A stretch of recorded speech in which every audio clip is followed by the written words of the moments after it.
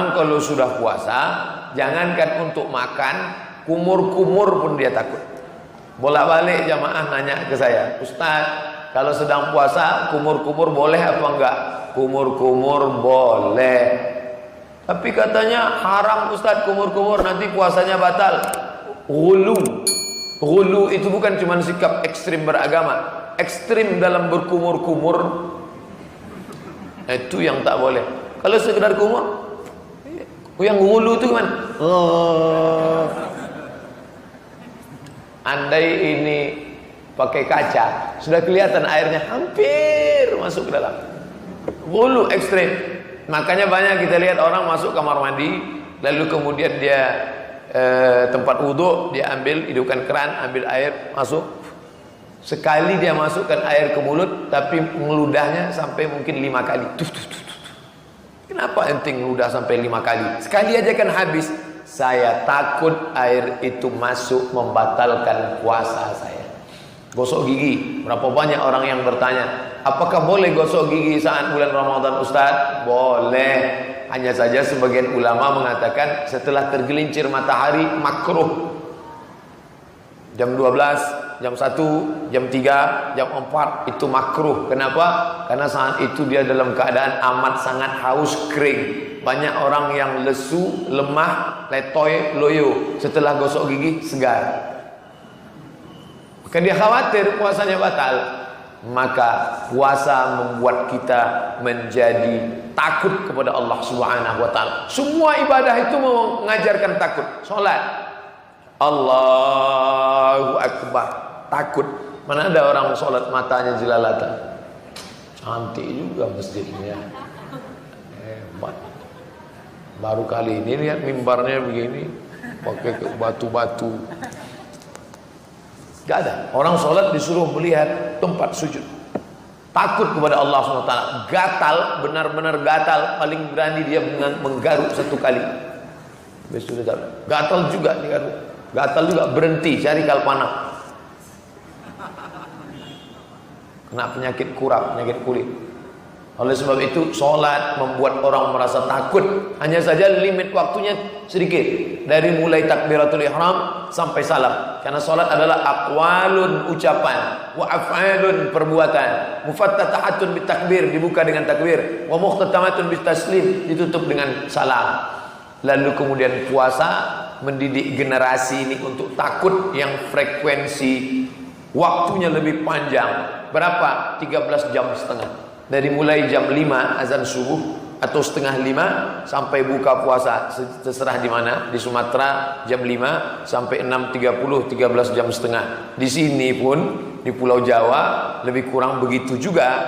Andai dia setengah 5, nanti pukul 6, 13 jam setengah. Selama 13 jam setengah itu takut ngelihat sembarangan, puasa saya rusak. Takut berkata yang tidak benar, puasa saya rusak. Idza qulta li sahibika ansit, kalau kau katakan kepada saudaramu ketika khatib sedang naik khutbah Jumat, tiba-tiba engkau katakan kepada teman di sebelahmu, diam, faqad laghauta, engkau sudah melakukan perbuatan lagha. Wa man lagha fala jum'atalah, siapa yang melakukan perbuatan lagha tiada Jumat baginya. Bagi orang yang sedang sholat Jumat, singkat pendek, khutbah Jumat paling lama 30 menit selesai, tapi tetap dia takut ada yang lebih panjang. Apa itu? Idza syatamahu ahadun, engkau sedang puasa, tiba-tiba ada seseorang mengajak kamu kelahi, au qatalahu, atau ngajak engkau berperang, mengajak engkau berkelahi, mengeluarkan kata-kata, falyaqul, hendaklah engkau mengatakan inni shaim, inni shaim. Katakan 2 kali, inni shaim, inni shaim. Bukan aku tidak sanggup melawan ente, saya bukannya nggak sanggup berantem, saya bukannya nggak sanggup ngebalas, tapi inni shaim, aku sedang puasa. Inni shaim, aku sedang puasa. Sekarang sedang puasa. Tunggu ntar habis buka kalau mau tahu. Ditanamkan rasa takut kepada Allah Subhanahu wa taala. Krisis bangsa kita saat ini bukan krisis ekonomi. Kita bukan krisis politik. Kita adalah krisis rasa takut. Seandainya pedagang-pedagang di pasar itu takut, maka tidak akan ada kecurangan timbangan. Hari ini apa yang terjadi? Semua timbangan curang. 10 on sampai di rumah timbang 9,5 on. Dia makan haram. Kalau dia jual beras 9,5 on, hari itu yang belanja ada 10 orang, maka dia sudah curang setengah kilo. Bayangkan 1 tahun dia sudah makan harta uang haram kemana?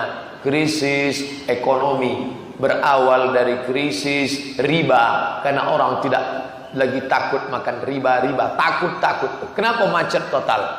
Macet karena jalan kecil. Tidak akan macet kalau kendaraan sedikit. Kenapa kendaraan banyak? Karena orang tidak takut lagi mengambil riba. Bayar DP sedekian, lalu kemudian riba. Yamhaqullahu riba wa yurbis sadaqat. Allah akan mengecam, menghancurkan riba dan menumbuhkan sedekah. Katanya orang yang riba itu hancur. Kenapa mestinya hebat? Kenapa hebat? Dia sudah menghancurkan sendi-sendi yang lain. Perekonomian umat hancur. Anak-anak muda yang mau berkarir tidak lagi dapat dana segar dari orang-orang kaya, karena orang kaya menumpuk uangnya di bank konvensional, lalu setiap bulan dia mau hasil untung. Tidak lagi ada mudharabah, tidak lagi permodalan, tidak lagi bagi hasil. Gara-gara apa? Orang tidak ada rasa takut. Rasa takut dalam hati orang hilang. Istri tidak lagi takut pada suami. Suami tidak lagi takut kepada Allah karena tidak menunaikan hak istri. 5 kewajiban dia hilang. Makan, pakaian, tempat tinggal, pendidikan, perhatian. Anak-anak tidak lagi ada takut kepada Allah, sampai meletakkan orang tua di panti jompo, sampai membiarkan orang tua tidak makan, tidak minum. Paling dahsyatnya lagi, menuntut orang tua hanya gara-gara menebang sebatang pohon kayu yang diameternya kecil luar biasa, tapi sudah dituntut ke pengadilan. Orang tidak lagi ada rasa takut. Maka generasi terbaik dididik dengan puasa menanamkan rasa takut kepada Allah.